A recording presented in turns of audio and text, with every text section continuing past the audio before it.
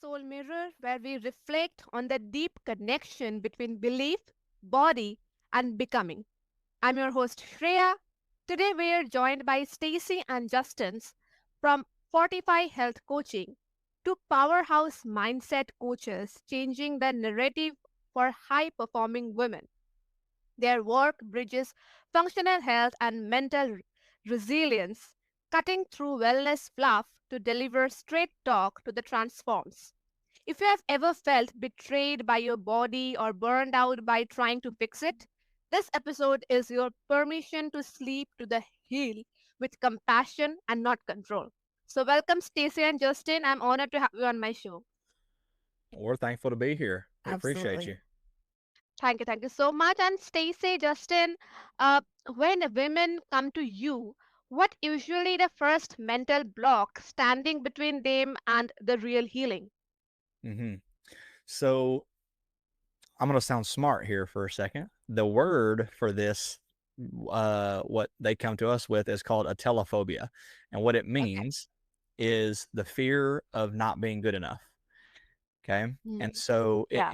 and you could put any word in there for good: the fear of not being Mm, smart enough, the fear of not being small enough, the mm, fear of not being, making enough money, the fear of not being mm, a good enough mom, whatever it is. Right.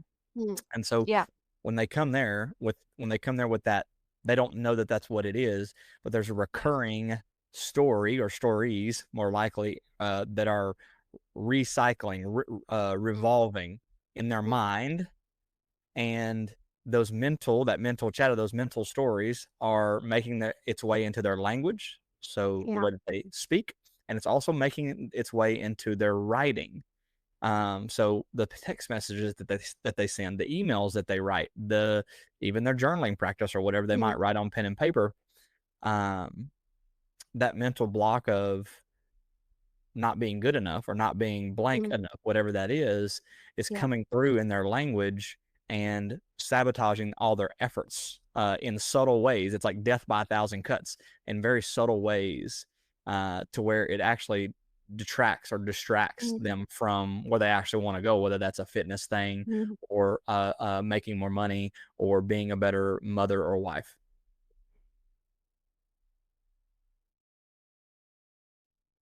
You want to add anything?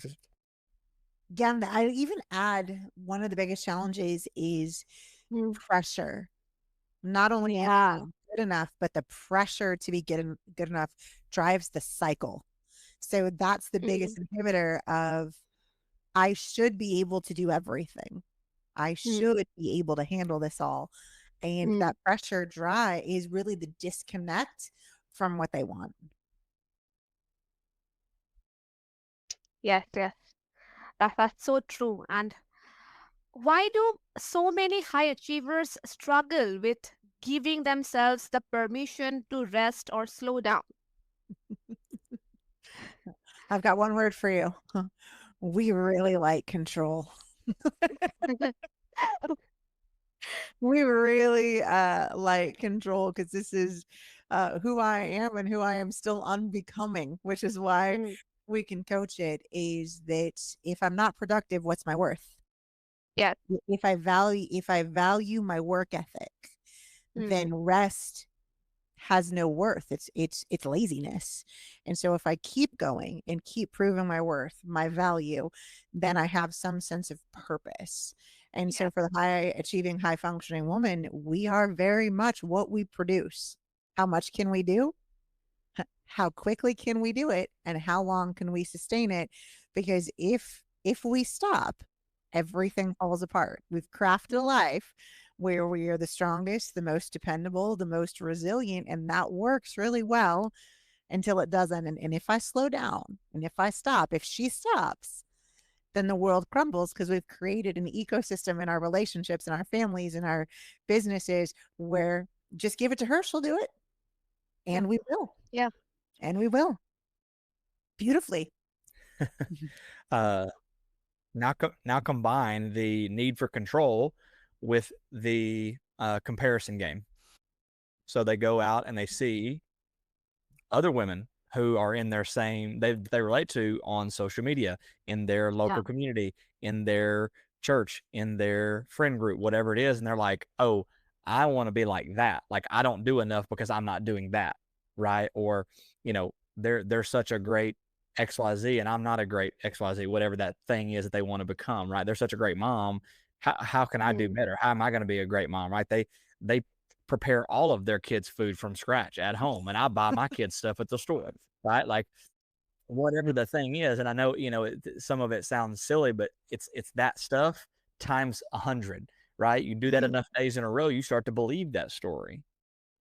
And so, even though there's plenty of evidence in the rearview Mm. mirror of how great of a mom, how great of a woman, how great of a driven entrepreneur, business owner, whatever you are, whatever you believe yourself to be, that plenty of evidence that you're amazing, right? Because there's somebody who would give everything they have to be where you are, while Mm. you're sitting here striving for whatever that other woman that you're comparing yourself to is. So I would say that the combination of control and comparison tends to lead down some pretty slippery slopes.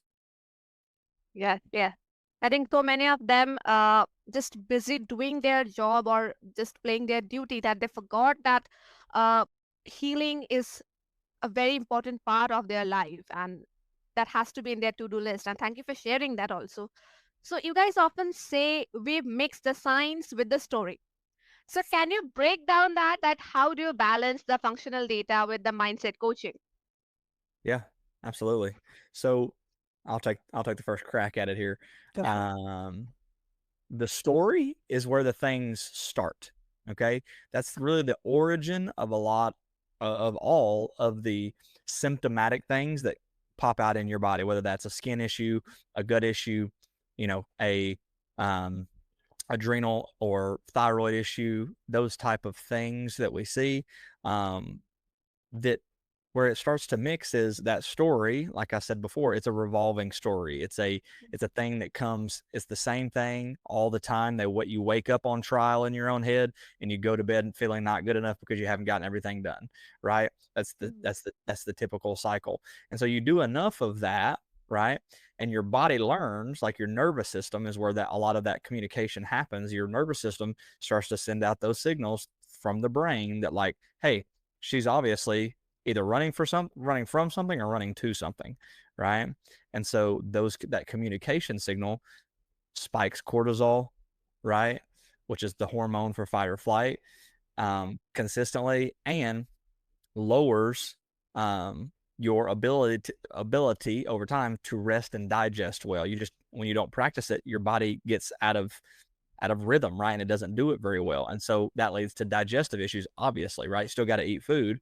And so, are we not going to the bathroom, right? Yeah, yeah.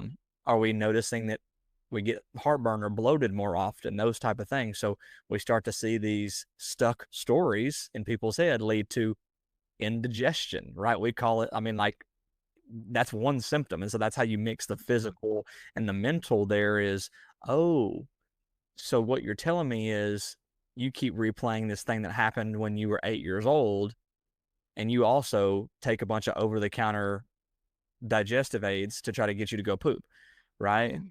There's a Yeah. link there somewhere, right?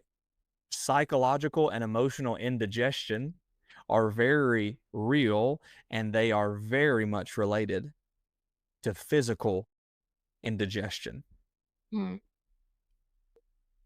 Yeah, I'd even add, as you asked me a question, is, why do you, how do the high performing women Mhm. Yes. heal? Uh, it's changing what you believe healing is, right? Mm. And changing the Yeah. story about what your value is. Now, most people, especially women, want a result and they want it quick. When Mm. we're talking about where do these symptoms show up, okay, well, if I believe that I'm the one who does it all and I does do it all well, and I'm praised for as well as I do it, why rest is hard? Because that feeling in my stomach that rest gives causes anxiety. So I don't want to feel that. I don't want to feel anxious. So I'm going to keep doing things.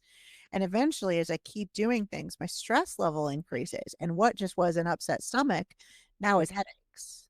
Now Yeah. it's weight gain. Now it's I don't have the sleep that I previously had. And there's this Mhm. disconnect from, oh, I must not be working hard enough, so I'm going to work harder. And so the stress increases, and so the symptoms increase. And typically we try to outwork a stress response until the body says, uncle, um, that these symptoms are too much. And Yeah. the body is really good at forcing you to rest when you don't want to. The challenge with high performing women is that I might be the queen of that club, is Mhm. that those rules don't apply to me. Yeah. That's a story of I can even outwork every symptom. And it takes changing the words to, hey, rest isn't lazy. Mm. Yeah. What if I looked at rest as, hey, this is a superpower that I could actually be more effective and get more done if I just pulled back a little bit? And it's changing Mm. the belief of what's possible Yeah. and the story that you tell yourself on, if I pull back, do these symptoms slow down? If I start to get some of these stories out that are my value, my worth, how I'm praised, and rewrite them, what happens then? And it's a hard shift to do it without getting the story work in, because you're so celebrated for all that you can do. Mhm. Yes, yes. You have said that so beautifully. And let's talk about stress. So, how does chronic stress hijack the healing process, and what mindset can shift that trajectory? Yeah. So let's go back to the cortisol conversation. Okay. So physically, we'll start there, right? Physically, that stress response, which is a communication signal. So, like you do something, doesn't matter what it is. It could be doing the laundry, right? That could be a Yeah. stress response for people. It could be very unassuming, right? And of course, then you got your obvious things like stuck in traffic, somebody said something that you didn't like, your kids made a mistake, because that's what kids do, and that sent you into a tailspin. Um, you, I don't know, saw something on the news that you took to mean, that the end of the world is coming type thing, and that's going to spike your cortisol. It's going to send you into a stress response of some sort, right? And so when you talk about how does that stress response actually affect you, well, you spike that cortisol enough and you start to live in that state chronically, your body your body starts to go, okay, well, since you're not going to do anything about it, since you're not going to somehow reduce that stress, then I'm going to have to start shutting down these parts of the body that are responsible for focus, right? That are responsible Mhm. for um, calm, that are responsible for sex drive, things of that nature, right? Reproduction. I'm Yeah. going to start to dampen their ability, because all you're doing is just flooding me with signal to like go, go, go, go, go, right? And Mhm. so eventually it starts Yeah. to come back on you. Now, from a mindset standpoint, going back to what Stacey said just earlier, is the stress response is wrapped up in a story that's looping in your head. Okay. The Mhm. words that are looping in your head more often than not, that make whatever you just saw or heard or whatever, Mhm. you made it mean something. Okay. Okay. I could say the sky is blue, and most people don't care, right? I could say the sky is blue Mhm. to a certain person and they'd be like, well, what do you mean it's blue? Isn't it supposed to be blah, blah, blah, right? Or they would say, Mhm. yeah, but it's raining today, right? Like they're going Yeah. that story they tell themselves about whatever's going on with the weather. And I'm just using a very silly example there on purpose. But the story that they tell themselves about the thing is what their body is going to respond to it. So it doesn't matter what the Mhm. thing is, it's what do you make the thing mean? And in our coaching practice, we get down to the word level. Okay. Okay. So let me play a game with you here for just a second. Okay. Okay. I want you to write down this statement or say this statement out loud. It's just the way I am. It's just the way I am. Tell me what you feel when you say that. What is it like? What picture do you have in your head? I can see myself like in a luxury room and understanding with nice dresses and all. And I'm feeling so confident. Okay. Now let's take that and add one word to the end of it and say, that's just the way I am thinking. That's just the way I am thinking. What's the difference? Now the confidence is a little low. Okay. So no wrong answers in that word game, by the way. For most people, okay, thank you for doing that with me. For most people, when you say we need to change something and they say it's just the way I am. That's just the way I am. I'm just an overdriven, overthinking, do it all type of person, okay? And then when you take that one word and you put in thinking on the end of it and you go, "Oh, that's just the way I am thinking." Now we have an option. Now we have possibility.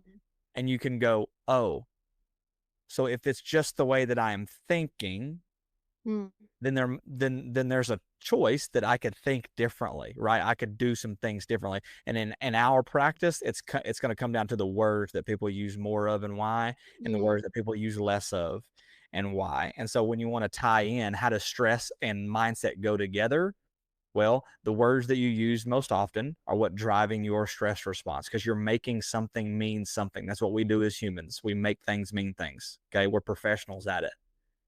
Okay. Okay. Thank you for sharing that. So if I was going to add to that, and I'll use myself as an example, is previously I believed I had to do it all.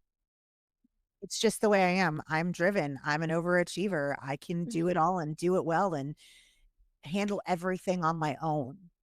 That's a lot of pressure language, and it drove huge stress responses that showed up in my body, which was the motivation for doing what we do. All of us have a story that equips us to do the thing we love the most to help the most amount of people. When I changed my own language to, oh, that's not how I am. That's how I'm thinking. I'm thinking I need to get everything done because I don't like asking for help. Yeah. I'm thinking I will do it, better than everyone else because I'm still proving my worth. That's a thought. And I can shift that by my language. And what naturally happens when we change on the word level, all of a sudden, and I say all of a sudden, it's not magical, and somewhat is, the stress response comes down and I start choosing outcomes based on the words that I tell myself. I am thinking I could ask for help. When I ask for help, what happens? People are very happy to be like, absolutely, I would love to help you. What happens? Yeah. Stress comes down, symptoms come down. And that's really the the basics and fundamentals of how this mindset and functional health are tied together in real world practical application. That is a beautifully like a picture. And stress isn't just mental; it's chemical, physical, and cellular also. And I think all examples and all the practices were beautiful the way you said. So you coach high performing women, and how do ambition and healing coexist without slipping into the hustle culture disguised as well? Mm, That's a great question. I was literally about to say that's a Yeah. phenomenal How question. do ambition and healing coexist? Okay. So I'll give you the opposite of what people want to hear. Slow down and do less, right? Because guess what that means? That's not part of that's not me, right? I'm driven, I'm ambitious. And so how do I maintain a high output? How do I maintain ambition and still facilitate some type of healing, some type of wellness in my life? Okay. We're going to go back to the story. We're going to go back to the story. What if, when you make your ambition your identity or everything that you are, or the only way that your life matters is by hitting certain metrics, then when you don't meet up to those metrics, you go into a stress response, right? Okay. So when we start to change the words, which are what the story is made out of, so let's take a step back. Our definition of mindset is the story that you tell yourself. Okay. So that story is made up of words. So when we go back and we start shifting one word at a time, we start shifting those stories in our coaching sessions together, right? Then all of a sudden, we don't identify ourselves, we don't measure ourselves as, even if we still consider ourselves driven and ambitious and we still go behave that way, we don't measure our worth based on the results of that ambition, right? We start to identify as, right? Identity is just a collection of stories, okay? We start to shift those stories into, oh, there's plenty of evidence in the past of me being ambitious Mm. and things still work out well for me, right? Mm. Now, we also uncover things that are scary and hurtful and haunting in those stories, right? We also uncover parts of ourselves that we would rather not look at.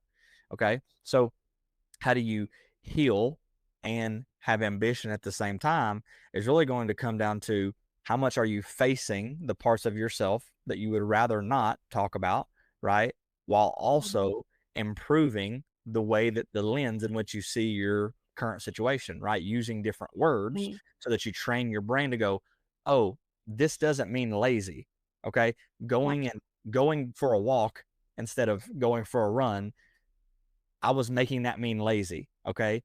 Mm. What I'm actually doing is setting myself up for the next block of work that I have to do, right? Or Mhm. the next going to play with my kids today, because that Mhm. means I'm still ambitious in that mode, right? I'm still ambitious if even if I take a walk, I'm still ambitious, right? Mhm. So it's changing that story around what does actually being driven, high performing, and ambitious mean? What do you make that mean? So that you can actually give your body what it needs to go and do those things with you and for you, right? Yeah. So to coexist ambition and healing, right? If we're going to use that word, is healing doesn't mean slow down, close your eyes, take a bath, and take some deep breaths, right? All those things Mhm. are a part of it, right? But it doesn't mean that's all you have to do. You can facilitate that healing in ways that actually improve your daily output instead of pull back from your daily output. What would you add to that? I would even add it's a perspective shift. Mhm. So if you're talking to the high performing woman, is I'm Mm. going to win at healing. Okay. I'm going to win. I'm Yeah. going to work really hard and Mm. do everything I can. And you said something so profound, and I don't want people to miss it. Outside of hustle culture, Mm. Yeah. healing is countercultural. And so the first step would be aware that you're in hustle culture. Because if you're not aware that you're in it, there's no way to shift the direction that you're going. And then the next question is, do you want it to be different? Because if I want to be different, then I have to say, oh, I no longer identify a collection of Mm. stories with this culture. So I have to literally change the direction I'm going and say, not for me right now, and go a completely different direction. The challenge Mhm. that I see is people trying to live both worlds at the same time Yeah. because they're so afraid to let go of what they've built, thinking that if I don't keep this pace, Mm. then I lose everything I've built, which is a story. But in actuality, when you direct your effort to repair and recovery, you actually have better longevity for the Yeah. long haul. It's not a short sprint. It's what do I want the longevity of my life to look like in a more beautiful picture than it looks pretty for this snapshot in time right now, Mm. as I've partnered with hustle culture that really isn't serving anyone except the algorithm. True. True. I think the way the conversation is, and I think this is one of the best and beautiful conversation I had, and the way you explain the complex topics into some simple words, I think that will really help my listeners and everyone. So, if my listeners want to connect with you, then what's the best way? Yeah. So you can go to fortifyhealth.co /FHC for Fortify Health Coaching. That's our main page. We're also on Instagram, which is where we do the majority of our social media activity. My name is Farmer to Fitter. I came from a farm and I'm in the fitness space now. So FARMER TOFITTER. And then Stacey. I'm at Stacey, STACEYJHANSEN, on Instagram. And those are the best ways to have conversations with us and just start chatting. We love what we do and love talking about it. Yeah, and if you're a busy woman, if you're trying to find that balance of ambition and healing, or ambition and wellness, and or however you want to describe that, we're doing a free virtual workshop on July the 16th at 6:30 p.m. Central Standard Time. And the link for that, or the way to sign up for that, is in that page that I just gave you the address for. And we would love to have anybody who wants to come. You'll get the recording of it, even if you can't make it, as long as you're signed up. And we're going to break down practical ways to start to shift the story and shift the words.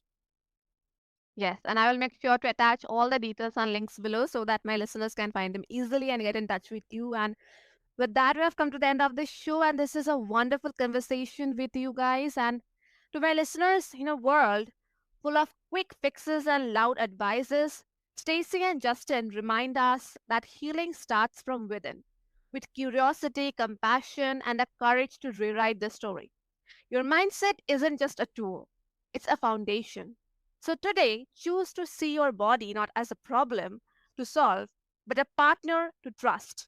Healing is possible, and you are not alone.